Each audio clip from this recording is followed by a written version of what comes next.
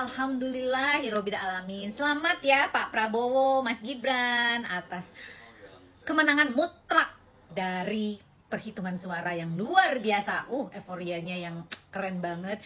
Narasi pidatonya juga bagus banget, menyatukan seluruh lini masyarakat gitu, baik dari strata sosial, dari agama, dari apalagi tuh banyak sekali ya, anak muda dan sebagainya.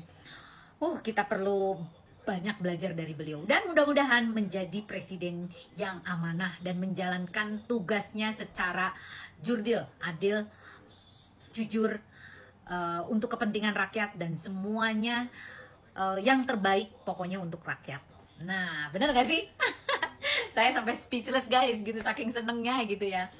Tapi ya Tuhan, terima kasih ya. Ini semua karena doa-doa kita, doa-doa orang-orang yang mendukung dan doa dari orang yang teraniaya. Biasanya orang yang teraniaya itu yang diintimidasi, doanya dimakbulkan sama Tuhan.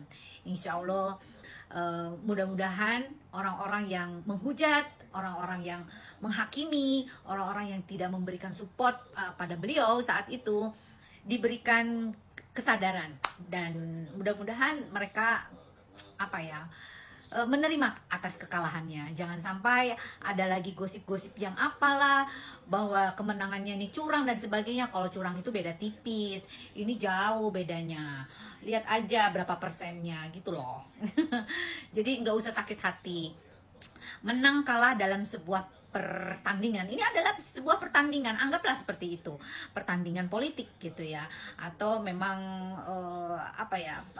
seleksi antara masyarakat untuk memilih seorang pemimpin. Ya memang harus ada pesta demokrasi seperti ini karena presiden yang dipilih adalah presiden pilihan rakyat, bukan presiden maunya dia gitu kan.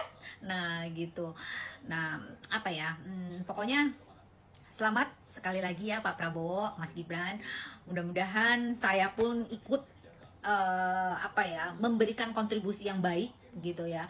Dan selama ini saya membantu untuk kesehatan mental, terutama di sosial media, dan mudah-mudahan program ini terus berlanjut. Tidak ada istilahnya saling gontok-gontokan gitu ya. Kita sesama profesi harus saling mendukung, tidak boleh menyalahi aturan kode etik dan sebagainya. Dan selama ini yang kalian bilang bahwa saya itu ikut campur terus setiap ada kasus dan sebagainya, itu bukan keinginan saya, tapi keinginan yang sudah ditentukan.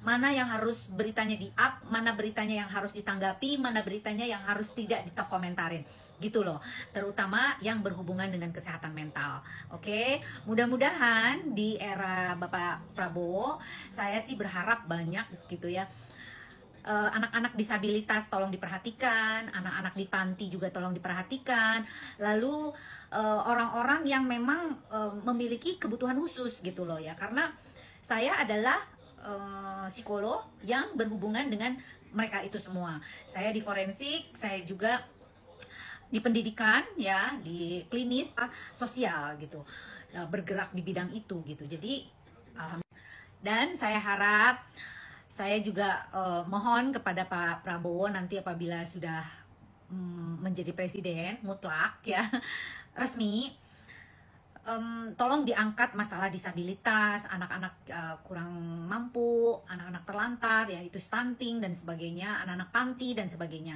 Nah, banyak sekali ya panti-panti yang tidak dikelola oleh dan tidak diperhatikan oleh negara. Ya, salah satunya adalah panti-panti binaan saya nih guys. Banyak sekali, saya itu ada 27 panti binaan saya, dan itu semua tidak ada sumbang dari pemerintah. Itu pure dari saya. Setiap kegiatan yang kami lakukan 10% itu kami sisihkan untuk kebutuhan mereka. Jadi ya terus gitu. Jadi bagaimanapun latar belakang saya, sejelek apapun menurutkan pandangan kalian, dari saya bicara sebagai narasumber, diklat, lalu seminar, lalu saya juga menerima pasien dan sebagainya, itu disisihkan untuk mereka. Jadi memang kami pun juga bekerja sama dengan klien-klien saya. Apabila klien tersebut mengundang saya minta kepada mereka bahwa CSR-nya ada atau tidak gitu. Kalau ada, mari kita bekerja sama untuk panti-panti binaan saya itu. Jadi gitu guys, mudah-mudahan dan masih banyak lagi panti-panti yang dikelola oleh orang-orang baik gitu loh. Artinya yang di luar dari pemerintah ya guys ya. Panti pemerintah itu juga banyak loh guys. Jadi inilah yang saya waktu itu pernah di panti pemerintah juga. Jadi saya tahu seluk-beluknya seperti apa gitu loh. Nah, saya mohon agar para tenaga seperti kami, dokter, psikolog, perawat, lalu ada apalagi di situ ada pekerja sosial dan sebagainya, itu diperbanyak lagi untuk di panti-panti, diberikan ruang mereka untuk bisa hidup sejahtera.